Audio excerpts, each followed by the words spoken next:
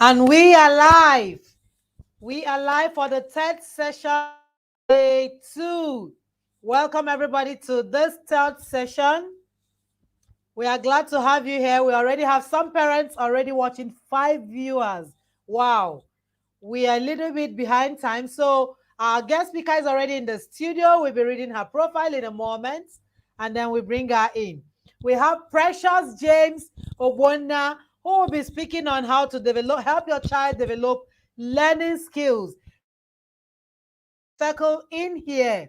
Share this broadcast. Let everybody know that there's something happening here. You cannot do without understanding how to help your child in every ramification of life. Even the disciplinary measure you need to have for every child will go a long way if you understand the learning style of a child and build these learning skills.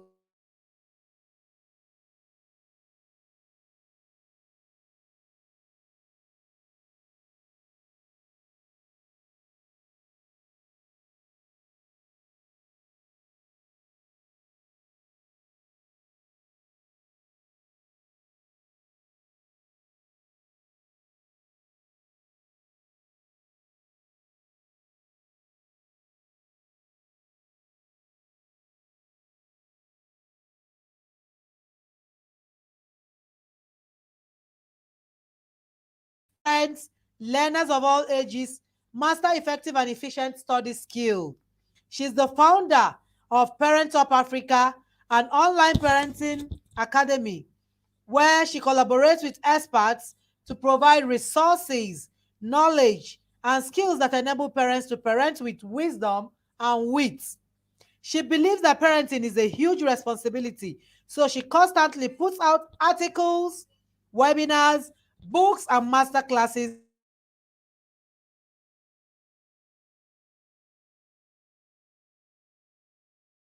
Gentlemen, welcome on the stage, Precious James Ogbonna. Hi, ma'am. Good evening. Thank you for having me. Can you see Good me? evening, Precious. Thank you. Welcome. Yes, I can see you and we can hear you loud and clear. Thank you Oh, for being awesome. here. You Thank you for you look having so me. beautiful. Thank you, Ma. Thank you for having me. It's a pleasure to be here. We are leaving the stage for you so you do your thing. All right. Thank you, everybody. Good evening, and welcome to this amazing session on how you can help your child develop learning skills. Now, before I go on, I want to say a quick thank you to. Oh, my light. Oops. So sorry. So I want to say a quick thank you to our convener, Mrs. Ijoma Vivian and me, for this opportunity to share with you guys on how you can develop learning skills for your child.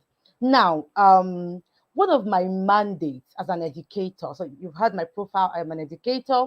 I have taught practically for 8 years. And one of my mandates as an educator is to help children develop a genuine, not just children, the Nigerian child develop a genuine love for learning. Now, this is at the heart of what I do as an educator to help children develop a genuine love for learning. This is my mandate as a learning strategist. I help parents, I provide resources that help you develop. Look, where your children get a love for learning, okay, is not in the classroom. It is not in the schools. Yes, teachers like myself, the proprietors, the school environment, the learning institution as a whole has their contribution, rather, they have their contribution to make in helping your child learn.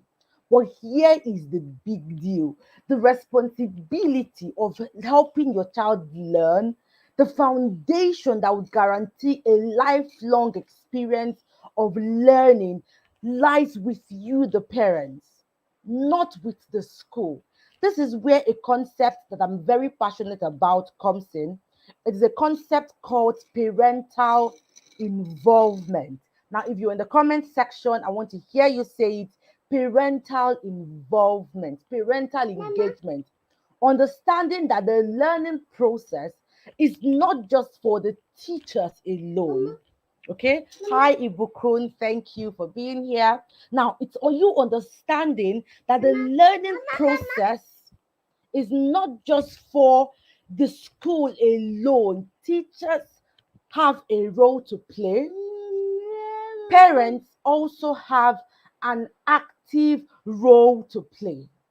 That is what I do in my practice as a learning strategist, to show you what you can do as a parent that will guarantee. So this is a guarantee and a warranty. So if you're going to buy electrical products, you have a 1 year, a 12-month warranty. Now, what I'm giving you in this session is a warranty, right? So you're going to come back next year for the conference to tell me that, Precious, this worked, to tell me that this actually worked. My goal in this session is to help you inculcate the genuine love for learning in your child. Now, a lot of times we parents assume that learning is an innate skill. I have my assistant, my toddler here. Please pardon me. I'm going to have somebody exchange me very soon and take her off. So please pardon me. Thank you guys. So I want us to understand that learning is not an innate skill. So when I say learning is not an innate skill, what do I mean? It means that learning is not something that your children develop from birth. Okay? It is Learning is a skill that is learned from both nature and nurture. Let me say it again. Learning is a skill that is developed from nature and nurture. It means that, yes, for some children, the love for learning could be natural as a result of their genes, as a result of their environment, as a result of their parents. Okay, it could come from nature. Another higher percentage of learning comes from nurture. And who nurtures the child? The parents.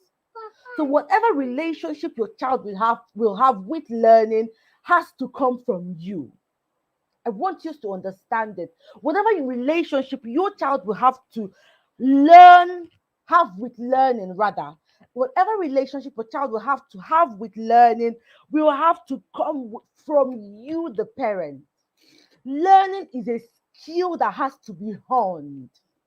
The same way you hone the skill of singing, that your children, you find that, oh, this child loves to sing. They love to sing. They love to sing. And probably start taking them. You start exposing them to music. You start exposing them to music competitions, and they begin to sing.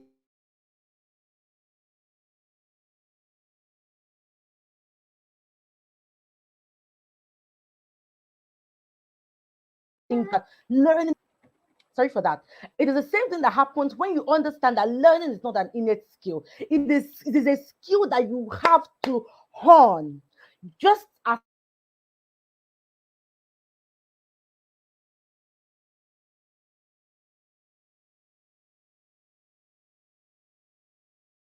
yes, if you use a grill, if you put charcoal into a grill, you will have to fan the flames for it to come up. I want you to argue with me, yes or no. If you put charcoal into a grill, whether you're grilling meat, corn, whatever it is, if you put charcoal into a grill, you have to fan those flames to come up. That is the same thing that happens to you when your child you give birth to your child. You have to literally fan the flames of learning. How do you fan the flames of learning? That's what I have come here rather to teach you. How do you fan the flames of learning? You don't assume that you give birth to your child, you give them book, go and read your book. You're wasting your time. If you wake up and you decide, go and read your book, you don't like reading your book, but you've not taught them how to study. Go and read your book, but you have not inculcated that love for learning in your child. You have not honed that skill of learning. You have not fanned to flame the fire of learning where they sit down and they're just picking up their books everywhere. You're not going to go anywhere. Your child is going to struggle. Now, learning is a skill that needs to be nurtured. It is not an innate skill. It is a skill that you need to nurture. Now, here's a mistake a lot of parents make. Number one, they assume. Of course, My mother gave me a book and I read and I passed. So you pick up a book and read. No, that is not what learning entails. Number one, learning is a skill. You need to fan it to flame. Okay. Number two, a lot of parents just make the mistake of number one, assumption. Number two, they just give children books, go and read, go and read. But how does that child know how to read? How do they know how to study? They are study skills. I've babbled enough. Now let's get to a category of learners that I have observed. Now, in my practice, I've observed four categories of learners. They are the first group of learners, learners who are by nature, they really get this learning thing, okay? By nature, it could be from their gene, just by nature. They're children that are actually born learning geniuses. You give birth to them, they don't need to make any extra effort. Learning comes naturally to them. They are those children, okay? Another group of learners are people who don't really get the learning thing. They find a way to cope, but they don't really get the learning thing fully, right? These are children who are in the middle grade, the whole of their academic calendar, the whole of their academic session, the whole of their academic journey. They just find themselves in the middle. It's either a B or C. Once in a while, they get an A and they are good. Now we have the third category of learners. These are the people who, the whole academic journey from nursery to university, even probably to their postgraduate, even that is if they attempt to go for their postgraduate studies. This group of learners, right, are people who just they just want they are those people that are either in D, C, E. If they are in C, they are grateful. That those are learners who don't ever get to understand how they learn. Then there are another group of learners who are the fourth group of learners that now a larger number of people fall under this group of learners. And who are this group of learners? They are the learners who begin to excel when they get to the age of self-realization. These group of learners begin to excel when they get to the age of self-realization, and this usually happens when people get into the university. It happened for me.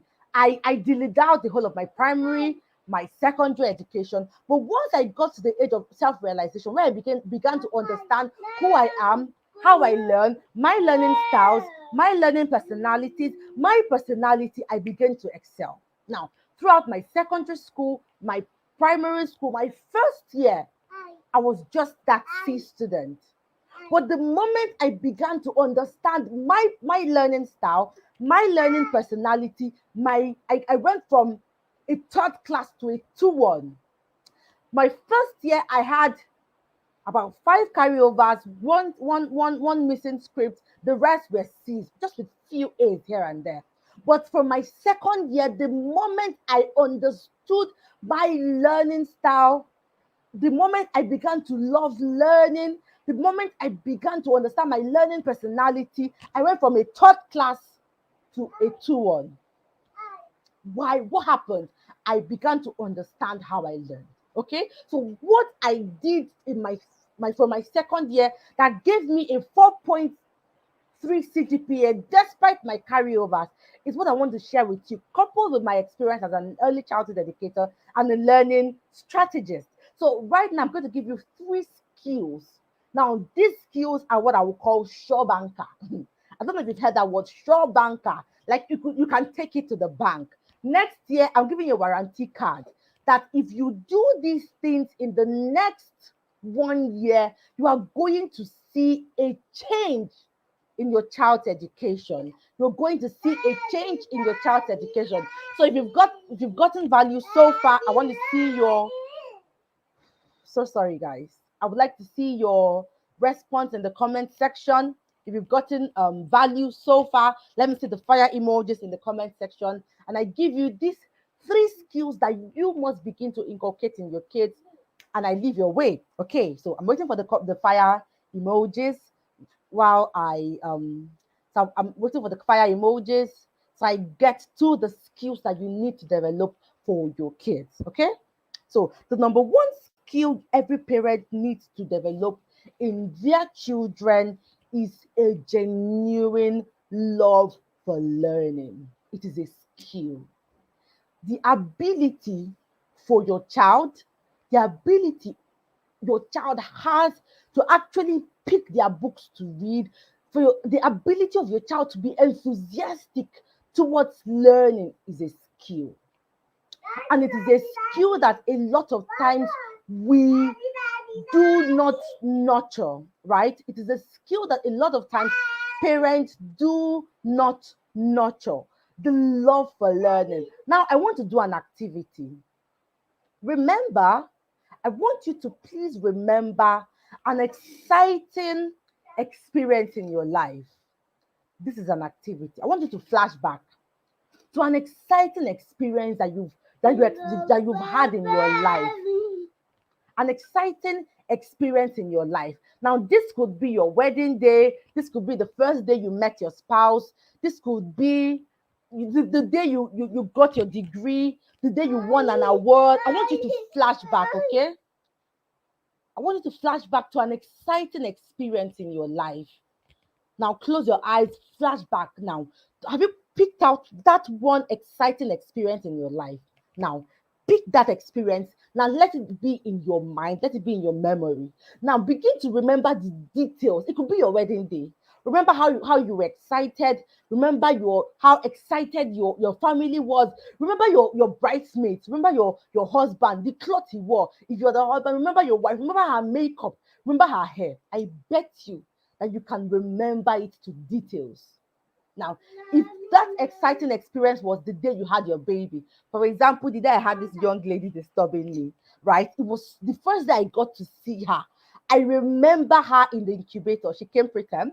I remember her in the incubator. I remember her hair. I remember the shawl. I remember every tiny details. Now, at the same time, think about another not so exciting experience that you've had in your life, but that experience was redefining.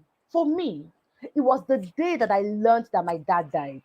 Now, from the experience from the first point that I heard that he slumped, to the point we began making calls, to the next morning when people came to break the news to us that we lost him, I remember those details to the last T. Now, in all my life, I've had a lot of experiences. But why am I able to remember my wedding day? Why am I able to remember the day my dad died? Why am I able to remember the day I had my baby? The reason is because your brain is wired to remember emotionally charged events. Let me say it again.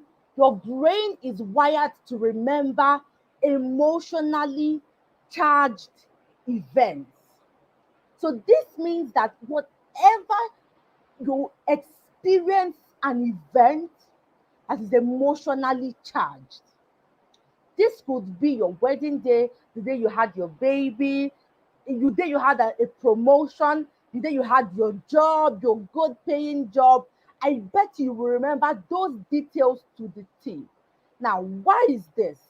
The reason is simple. Your brain remembers emotionally charged events. That is why you're able to remember your so sorry, guys. Now, this is why you are able to remember your the day you had your baby. You're able to remember your wedding day. You've had a lot of things happen in your life, but I bet you don't remember them. But you're able to remember your wedding day if that is the exciting. It could be anything for you, right? But you're able to remember. I can remember the day my wedding day. I remember the first chaos getting to the event center. I can remember the day. I can remember it to the last details. Why? Let's move on. Your brain is able to remember emotionally charged events. So what if we create positive emotionally charged events for learning for children? Do you think they will remember or not? Give me the answer in the comment section.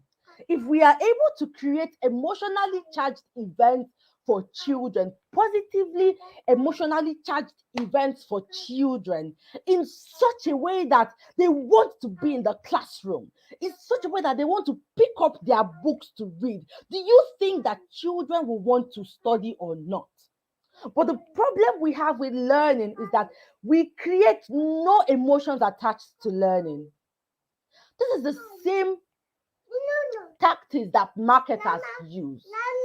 This is the same tactics that copywriters use.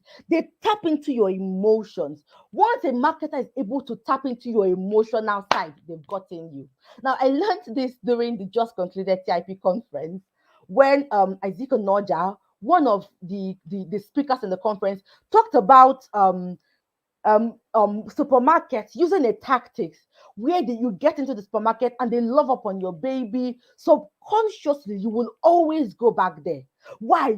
Your brain relates that particular supermarket to a fun activity. It happens. There's a supermarket in the city where I stay. Whenever we go there with my toddler Vicky, it is such an the way they dote on her. Subconsciously, we always find ourselves going there. Why? My brain relates that supermarket as a pleasurable experience for my daughter. So what do I do? Subconsciously, I find myself going there.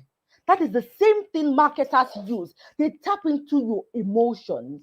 What if we can tap into the emotional part of children in inculcating learning? This is the same thing that cartoon channels use. Cartoons are never boring. From the flash of colors to sound to exciting characters, children are stuck on the TV. Why? It's an emotionally charged event. When they're watching PJ Maxx, they are dancing, they're moving from here, moving from there, moving to the other place, moving to the other place. What? They will always go back to the TV. Why? It is an emotionally charged experience for them. So, what if we can make learning an emotionally charged event for children? What if we can make it fun? What if we can make it exciting for children? Why don't you think that they will have a natural love for learning? But what happens? So sorry. Toddler mom life, guys. So sorry. Okay, so let me take a break to read the number of your comments. So Ibukun is saying, I remember my wedding day, the day I gave birth. The day I gave birth, yes, you will remember. The deal for inculcating a love for learning is to create a positive atmosphere when it has to do with learning, especially from the cradle, from your toddlers. Create an emotionally charged environment, a positive emotionally charged environment for your children. They will naturally love learning. Learning will come natural. Why? They love it. You don't have to beat a child to watch PJ Masks. You don't have to beat a child to watch Disney Junior. You don't have to. Subconsciously, they love it. Why? Those cartoon channels have been able to create positive, emotionally charged environment for those children. So the number one skill we need to do is to make learning fun. Let me see it in the comment section. Make learning fun. How do you make children fall in love with learning? Number one, make learning fun. If you don't know how to teach children, go and learn. Teaching the same way is not an innate skill. You need to learn how to teach. We spent years in school. People spend as much as 7 years, people studying medicine to learn. We come and we take CPD courses just to learn how to teach children. Parents, go learn how to teach. That is why one of the first books I wrote was How to Make Teaching Made Easy for Parents. Make learning fun for your kids. Understand how your child learns. Make learning fun. Number two, teach your child according to their learning style. That is the way you make learning fun. Your child's brain has three pathways. We have the sound pathway, the sight pathway, and the motion pathway. Now, these three pathways signify the learning styles, okay? These three pathways signify the learning styles. So we have the kinesthetic learners, we have the visual learners, and the auditory learners. For you to get your child, you must teach them according to their learning styles. Why? It is the way their brains are wired. There are pathways in the brain. For your visual learner, they process information, they process data from their sight pathway, for your auditory learner from their sound pathway, and for your kinesthetic learner from their motion pathway. So a way to make learning fun for your children is to teach them according to their learning style. Let's continue. Number three, use both intrinsic and extrinsic motivation for them. So let your children understand that when they learn, that there are rewards for learning. For your young children, use rewards. If you sit down and we learn, I will allow you have extra screen time. Children love reinforcement. Okay, children love reinforcement. So use intrinsic motivation and extrinsic motivation. I will not have time to explain in details. So as I call anything I don't explain in details, please go do your research. Another one is be careful not to extend your experience with learning to your child. You know those statements you say, oh, I did not know how to do math. That is why you don't know how to do math. Stop it. Don't do that. You know that thing you say, oh, maybe because I did not read early. That is why you didn't know how to read early. Stop it. Don't extend your experiences with learning to your child. You both are different. If you find that your child has issues with learning a thing, find solutions. Don't say, oh, it's because I did not know how to know math. That is why you don't know how to know math. Be careful about the mindset you're giving to your child. Be very careful about the mindset you're giving to your child. I'm going to quickly give this illustration. There was a social experiment that was carried out some time ago to explain the role that mindset plays in people's lives. So they got rats and they put them in a transparent box, right? So to the mouse, it could actually move. It didn't know that there were barriers around it. So what happened? So they put the mouse food outside the transparent box. So naturally, the mouse ran to get the food. So for every time the mouse ran to get the food, it hit that transparent box. And what happened? He found out that there was a barrier. So for every time he tried, there was a barrier. So after a while, they removed that transparent box and still kept the food there. But guess what happened? The rat did not attempt to reach for the food. Why? There had been a negative conditioning. This is the same thing that happens to children when we use negative words for them. When we use negative reinforcements for them, guess what happened? They stop trying. Your children stop trying when you use negative words for them. Oh, you don't know math because I did not know math. You don't know English because I did not know English. You don't know French because I did not know French. Negative mindset, negative conditioning. Don't do that. What you do is that you don't even give your child the opportunity to try. You don't even give them the opportunity to try to know science. In our family, we don't know science. Who told you? It's a negative conditioning. It's a mindset block. Just like the social experiment I just explained some time ago. And that's the same thing that happens to children when we begin to tell them that, oh, it's because you don't know math, it's because you don't know English. Every child has the capacity to learn just about anything you expose them to. So don't limit your child. You don't know how to draw. You don't know how to do this. You don't know how to do that. It's the mindset block. Once a child is taught appropriately using their learning styles in an encouraging, stimulating environment, they will learn. I bet you they will learn. Okay, so we're moving on to the next one. Let your home be a supportive learning environment. Okay, this starts from even the way you help them with with their homework, right? The way you help them with their homework. Are you that parent? Your homework time is like talk of war, John Cena and Batista. Do your homework, I will break your head. What do you want your child to relate? So whenever they think about learning English, maths, homework, they take their minds skip. There's no way a child is going to see learning from when the little opportunities you have to teach, it almost is like a tug of war.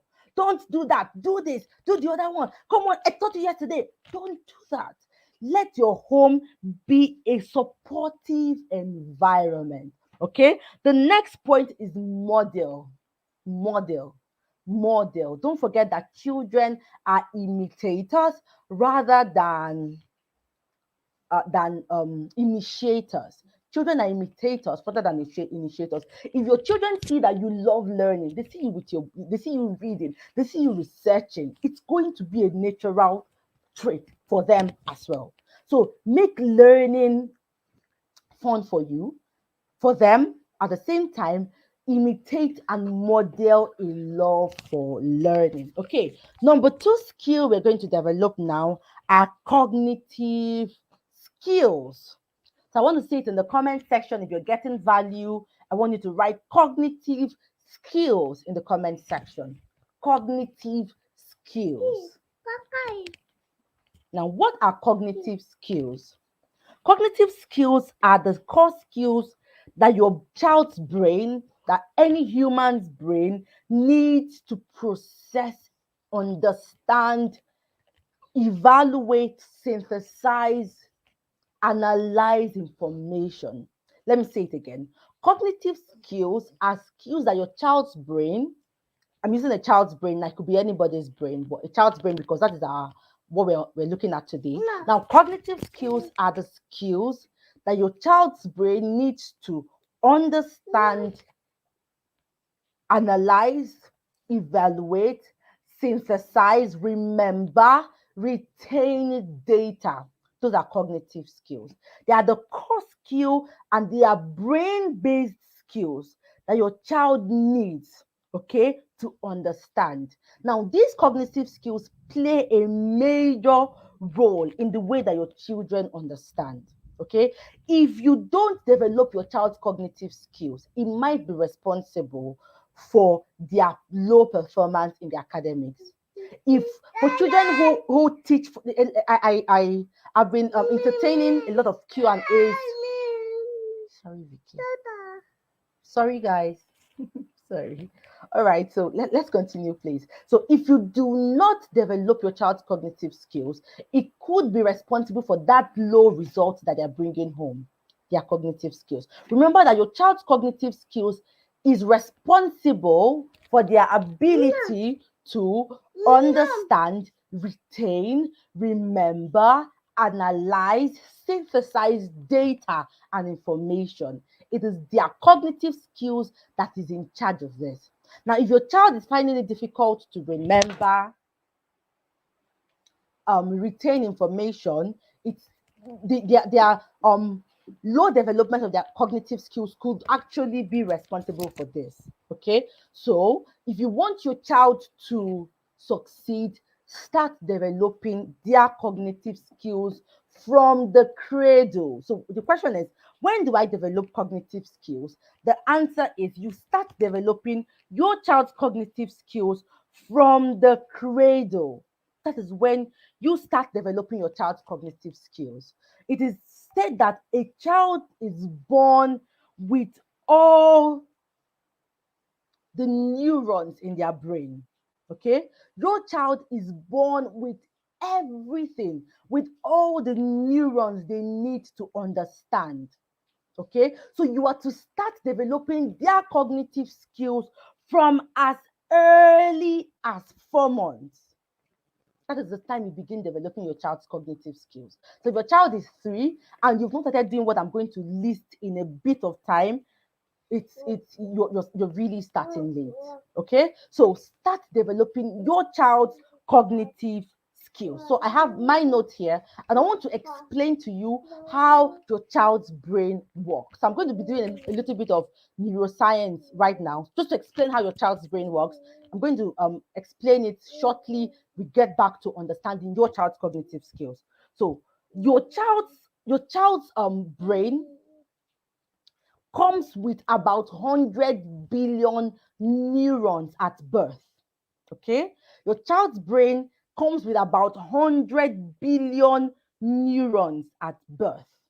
So, your child's brain comes with all the neurons that they need to understand, process information at birth. But what happens is that as they go on, in their life, if you do not do things to if you do not do things to help the neurons, those neurons are going to die off. Okay, if you do not do things to help, I'm going to carry you soon, Vicky. Sorry.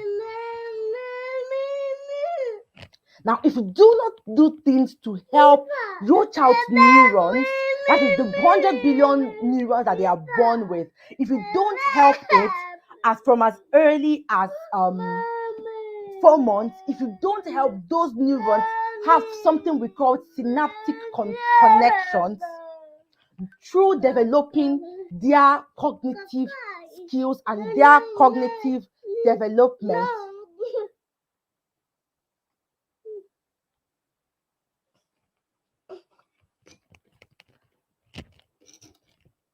sorry guys. Now, if you do not do things that helps your child's brain begin what we call synaptic connections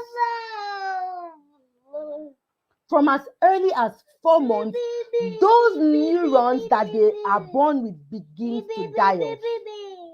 That is why if you learn a thing and you get to a point you stop learning that thing, when you come back to learn that thing again, for instance, you start learning.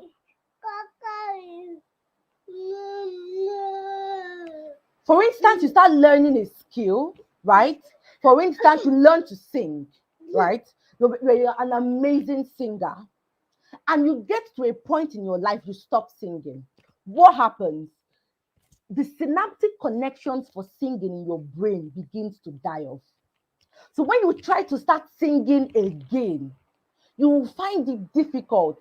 Probably you're going off key, you don't know your keys, you're singing minor, you're just singing rubbish. Why? The synaptic connections for the singing in your brain died off the moment you stopped using those pathways in your brain. So what happens? The same thing goes for learning. As your children are born and you don't begin engaging their cognitive skills ahead of time early, those neurons begin to die off. Now, this is not to scare you. Oh, those neurons are not going to come back again. No, the brain also has something called neural plasticity. Okay, your brain has a brain plasticity. In what this means is that your brain has the ability to gain back those neurons it came with, but you will have to exercise the brain. So, just as someone who goes to the gym to exercise their muscles, to lift weights, you need to exercise your child's brain for their cognitive skills to be sharp. If you don't take anything from this class, take that you need to exercise your child's brain. The same way you go to the gym to build your muscles. You see those weightlifters, you can see that their muscles with mine are not the same thing. I don't exercise my muscles. And it's the same thing that happens to you when you stop exercising your brain. Those synaptic connections will die off. Okay, so what would you do to exercise your brain?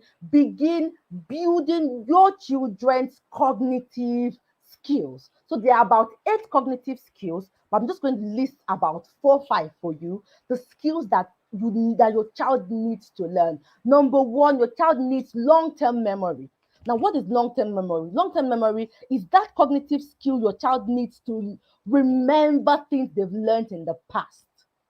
So, for instance, something they learned in first term, for them to be able to understand during exam, okay, they need their long-term memory to be working appropriately. The second cognitive skill is the working memory, the memory you need to process information as it goes by.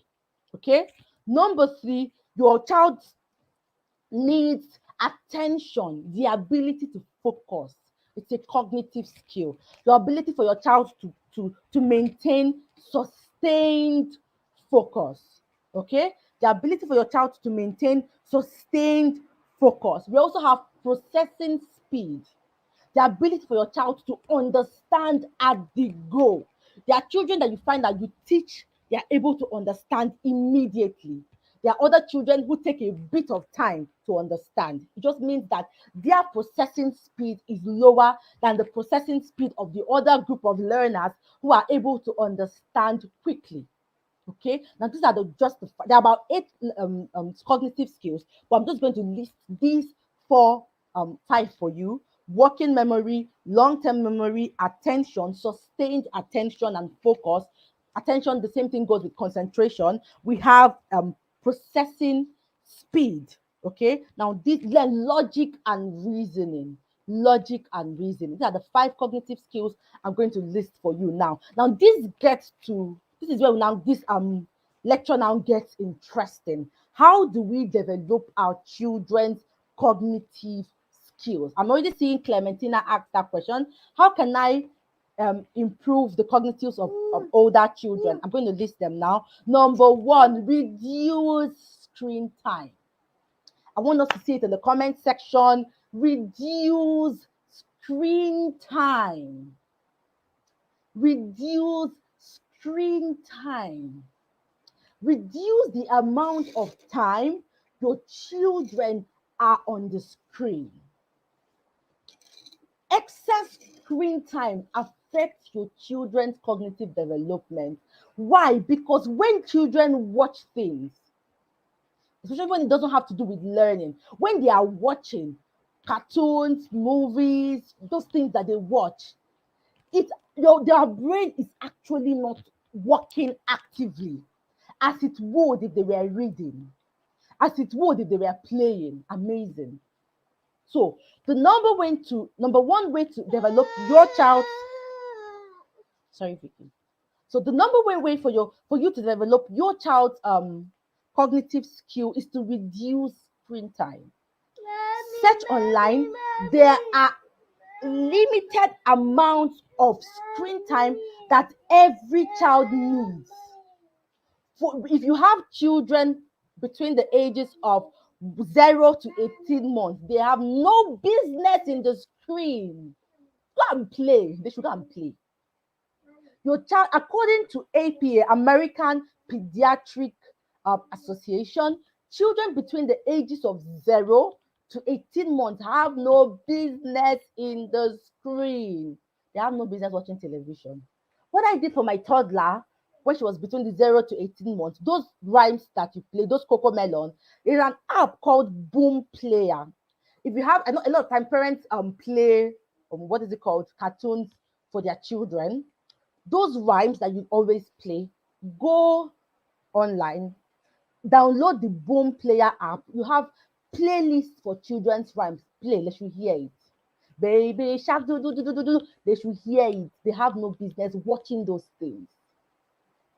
Go online, do your research. You would find out that children 0 to 18 months have no business on screen. Then for older ages, there are time appropriate things that they need to do. So the question will be now, so if I reduce my child's screen time, are they not going to disturb me? What do I do? This takes me to the second thing: play, play, play. According to Maria Montessori, she said that play is a child's work. You see, the cognitive development from working memory to long-term memory to attention to focus to logic and reasoning, they develop when your child plays. Your child has more benefits playing peekaboo, molding, playing with the sand. They have more benefits to their brain, to their cognitive development than when they are on screen. Play, outdoor play, indoor play. Play, allow children play. They should, that's why they're kids. They're going to scatter my house. What did they come to this life to do? I like to give this analogy that the same way I wake up and I work, I go to Parents of Africa, I work, I go to my full-time job, I work, I do my designs, I do a number of things, I do my side gigs. The way I do those things, that is the same thing play does for your child. There are amazing benefits that play has for children. Let your children play. Thank you, Rosalind. Rosalind says reduce screen time, amazing. Ujunwogu says reduce screen time, amazing. Okay, so we get to the next point. allow your children play games. There are games that are strategically developed by their developers to increase your child's cognitive skills. Games like puzzle. Do you know what the attention? Do you know the logic it takes for a child to get a building block, add it here? Okay, this doesn't work. Okay, let me do it for this shape. As for puzzle, do you know what it means for a child to get a scattered piece, look at the whole piece, and try to piece it back together? Do you know the amount of cognition that goes into piecing puzzles together? Do you know what it takes? Do you know what the amount of cognition that goes into your child molding, doing artwork, coloring? Do you know the precision that they need? Get them to play. They should play games. Sorry, mommy. If you have toddlers, get shape sorters. Shape sorters are it's like it's a toy where there are holes. I would have brought my toddler's shape sorter. There are holes. You have that for triangles, letters, a number of them. So all your child needs to do is to look at a hole, look at the shape. For example, a hole of triangle. You look at a triangle. Do you know the amount of reasoning and logic it takes for a child to pick a piece and place into the right hole for it? That's for the shape sorters, right? So we have games like Sudoku, jigsaw puzzles, um, games, puzzles, a lot of those things. Even video games contribute too. But remember screen time. If a child is going to play a video game, it should replace their screen time for the day. Let me rush. Another one with sports, exercise. Now, there are new researches that are coming out that exercises actually increase your brain plasticity. Exercise. I know you're wondering, how exercise? How? There are hormones that are released during exercise that helps the brain development. So your children should not be dormant. They have no business being dormant. Children should be on the move. No matter how small your compound is, get them to play with sand. Get them to run around. Get them to jump. They are children. Children shouldn't be children shouldn't be dormant. They shouldn't be always seated. I'll carry, okay? I'll carry, okay? Go and get your seat. Go and get your seat, okay? Go and get it so you sit down. I can't carry you, I'm live. Okay, so I stopped at sports, exercises. Those things contribute. Your children should move. They should move. Okay, the next one is reading. Reading. If you have young children, remember we said that you should start developing your child's brain from as early as 4 months. Read aloud. Okay, read to them, read aloud, read to your children, read aloud, read to them, read aloud. Encourage your children to draw. They should paint. Engage them in artwork. Okay, get them to dance. Get them to sing. They should identify a hobby and learn it, not just schoolwork. Get a game. They should learn to code. Do you know what goes into your child learning to code, to design, to learn a skill? Okay. The next would be for them to learn a musical instrument. I remember our convener, Mrs. Juma, was telling me that her child was learning to do music or coding, either of them. Do you know what it takes for your child to actually learn those things? So for the parent that asks, what do I do for older children? These are the things you do for them. Get them to learn a skill. Get them to read. Reading is magical. Reading is magical. If you've created an emotionally charged environment for learning, your child will naturally want to learn. Okay? The last but not the least, get your children to do chores. It is not funky. It's not a funky thing that your children don't know how to do chores. Do you know what it takes for a child to be able to mop? Do you know the synaptic connections that are happening in the child's brain? That they pick up mop and they are mopping, they are sweeping. They know that, okay, if I sweep here, do you know the level of logic? To you, if you're an adult, Let's not forget that a child's brain is not fully formed till they are 25. So a lot of things that comes naturally to you, I just pick up when I swim, your brain is developed. Imagine a child's brain is not developed, fully developed till they're 25. Imagine my 2-year-old. So when I asked her to take her plate, her eating utensils, and take it to the kitchen, and she takes it and places it, do you know the logic it took for her little 2-year-old brain to do that? When you ask your 2-year-old to color, do you know the logic that goes into doing that? When you ask them to mold. So let's stop assuming that these things that you ask them to do in the home and it doesn't have a contribution. It has an amazing contribution for them. It does. It has an amazing contribution for your toddlers, for your children. Get them to do chores. When they get of age, begin teaching them knife skills in the kitchen, how to pluck, how to pluck leaves, how to cut. Of course, they are age appropriate knives, age appropriate chores. These things contribute. They contribute a huge deal. These are ways you begin to develop cognitive skills in your child. I have the last skills, which are study skills, but I think I wouldn't have enough time. I just have about 9 minutes to go. I want to take your questions.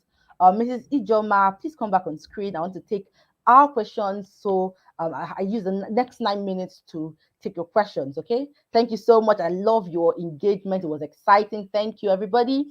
I'd like to take your questions now. So if you have questions before Mrs. Ijoma comes back on screen, if you have questions, please leave them in the comment section.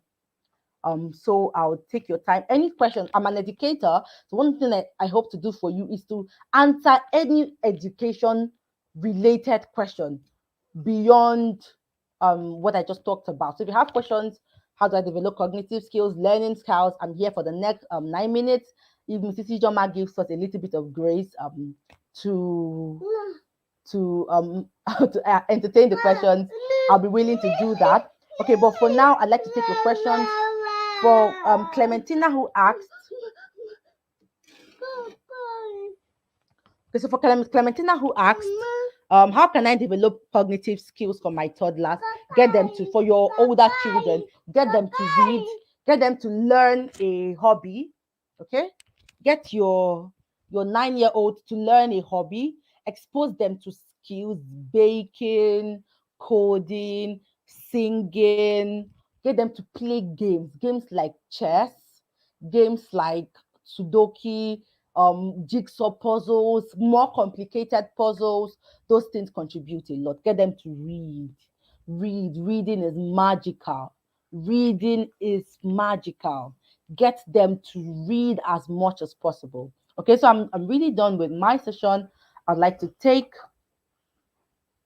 your questions. I'm seeing someone here, amazing contribution, Clementina. Thank you. I love people like you in the session. He says, play sports, reading, learn skills, do chores. Amazing. Thank you, Mrs. Ijoma. I'm so sorry for Vicky. So sorry. So sorry. So let We me do good understand. things. Toddler Somebody else, my husband mothers. was supposed to come back, but actually raining, so he's stuck out in the rain and he can't come home now. That's actually the Oh my issue. God. Yeah, that's why I have her here. I'm really sorry. This is very unprofessional, but I am really sorry. It's our team, we are parents, we understand. Thank Yes, you. yes, yes, yes, we do. Thank you. Someone is asking, is Everybody's. Ludo game good for my children at what age? Ludo game. What's Ludo game? I'm trying to remember. Can you remind what's Ludo game, please? The What one game is they I know. do, the one they put in that cup where you shake it and pour. Okay, then what I really don't know that game. But I know that there are, of course, there are games that let me wait. There are games that are like that. I know there was this game while we are growing up, right? There was this game where you cut the carton of Yale biscuit.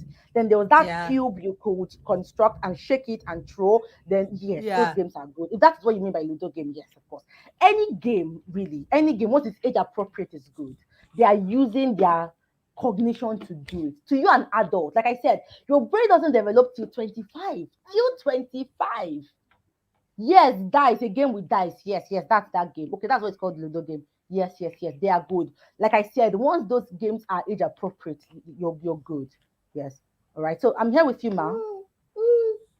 Wow, this session is explosive. Like everybody is raving at you, Thank Precious. you. You Thank gave us a you. lot of insight, a lot of exposition, a lot, a lot, a lot. Wow. So people were writing notes in the comment section. Thank you. Thank you, Thank guys. you Thank you very for much. joining. Thank you very much, Precious, for that awesome session. That So we have a session, question this, here. Can I take the question, please? yes, please, yes, please. Okay, so Clementine is asking, please shed more light on how I can um create a how to chart children's emotions for learning. Children learn through play. Children learn through fun. Children remember. All right, so children remember when learning is laced with fun. That is why your children can remember cartoon characters.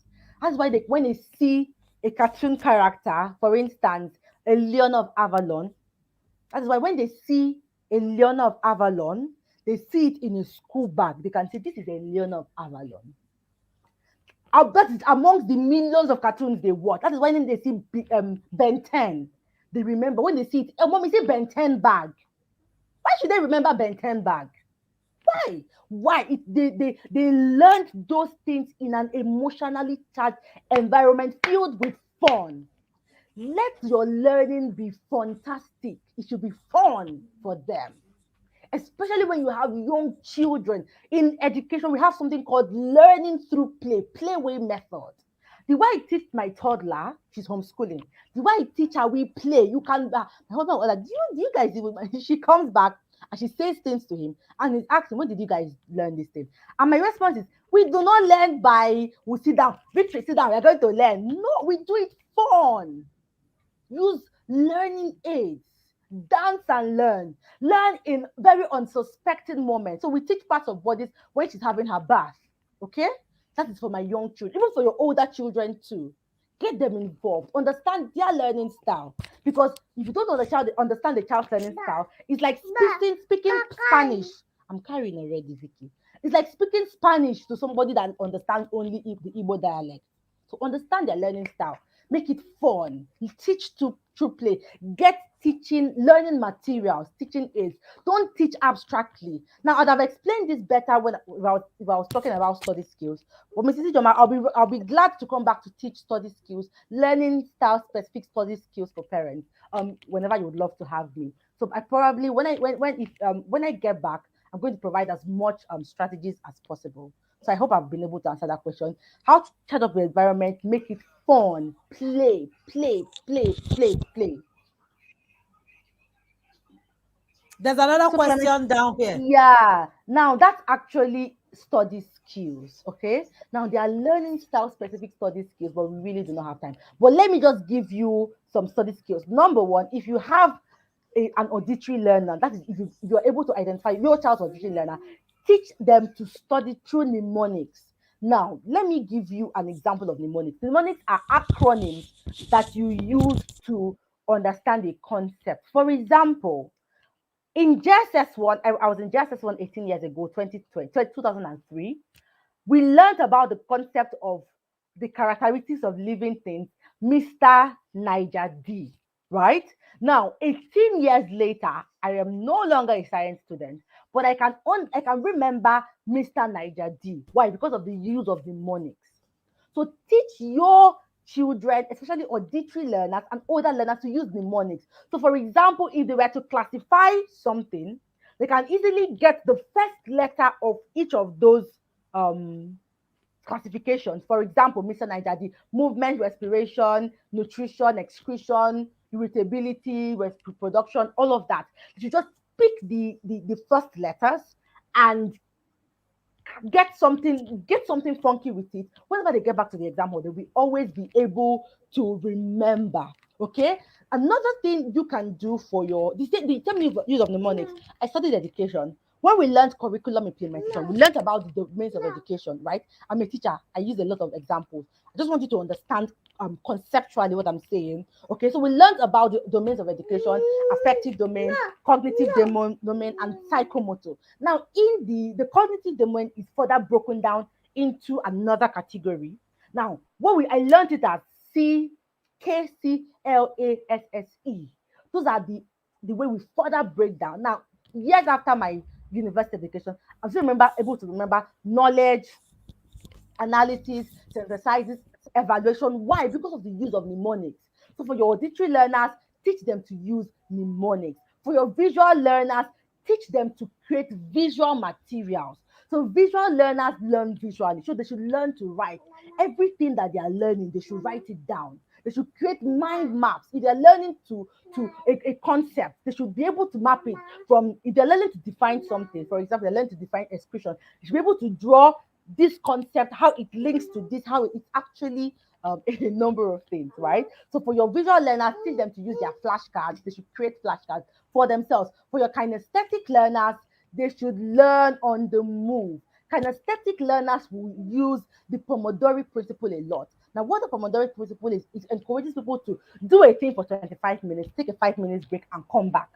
Okay. Now, it gives whenever kinesthetic learners take breaks, it gives their brain the ability to charge up again. It's like a charging up time. So for your kinesthetic learners, don't allow them to sit on a spot for 1 hour. After 25 minutes, no matter how old they are, their bum starts itching. They want to move. Why? They don't have that extended attention span for kinesthetic learners. They learn by motion. They learn by moving. Okay, they learn by moving.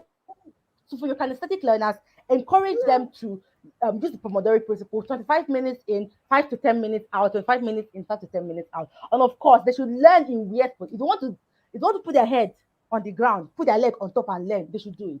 They're kinesthetic. They learn by motion. Okay, there are still a number of them that I share in my Jumpstart program, but for our time's sake, this is all I can share for now. Thank you so much for your time. Thank you guys so much for engaging. I really appreciate. Thank you so very much, Precious. We are grateful. A lot of people are saying we've learned something new. Parents are putting in, I've learned something new. Yay! So many things are out there for you. Everybody is raving you for this awesome session. Thank you Thank so very much. you. Um, we know we'll have you again. So thank you for being here. And then Thank you, ma'am. you talked about those books. The question here is, do you have any book that shares all of this?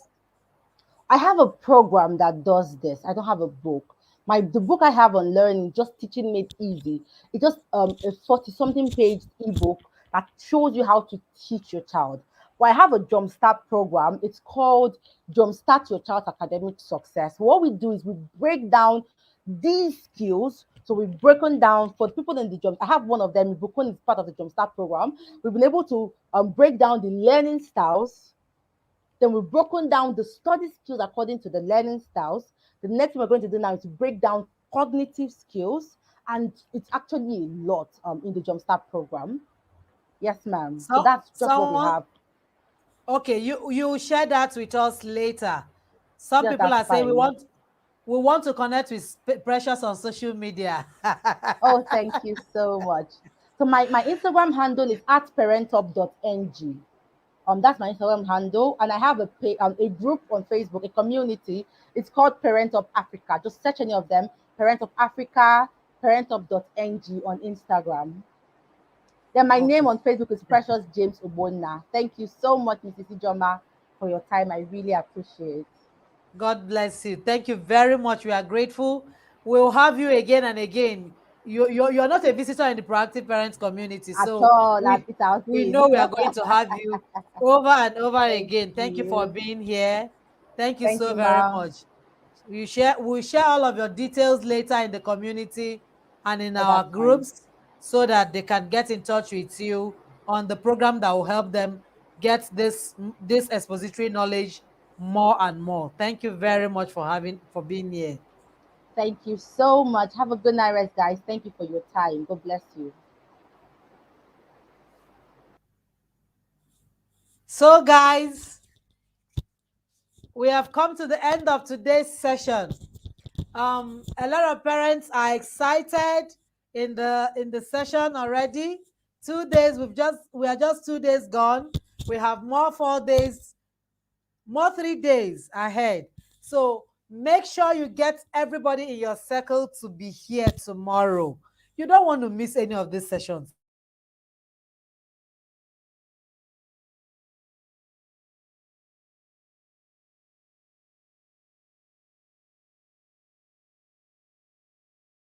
Value everywhere. So thank you very much for being here. Like we've earlier announced, our program where we are going to break all of these things down will be launched after this. The mailing list will be shared in the community after the conference. So everybody in your circle to be here so that they can also be part of the program that we want to launch and get the discounted fee for all the people who will sign up for that program. So thank you very much, everybody. We'll see you again tomorrow. Tomorrow is the third day. Make sure you share the link with all the people in your circle. See you again tomorrow. Do have a good night rest.